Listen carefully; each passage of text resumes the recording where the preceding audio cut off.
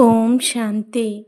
అవ్యక్త సూచనలు 5/4/2025. కంబైన్డ్ రూపపు స్మృతి ద్వారా సదా విజయులుగా అవ్వండి. బాబా మరియు నేను కంబైన్డ్గా ఉన్నాము.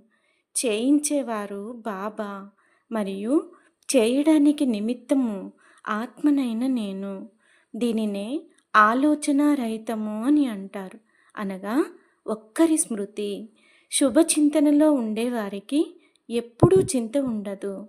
ఏ విధంగా తండ్రి మరియు మీరు కంబైన్డ్గా ఉన్నారో, శరీరము మరియు ఆత్మ కంబైన్డ్గా ఉన్నాయో, మీ భవిష్య విష్ణు స్వరూపము కంబైన్డ్గా ఉందో, అలా స్వసేవ మరియు సర్వుల సేవ కంబైన్డ్గా ఉండాలి. అప్పుడు శ్రమ తక్కువ, ఫలితం ఎక్కువ లభిస్తుంది. ఓం శాంతి.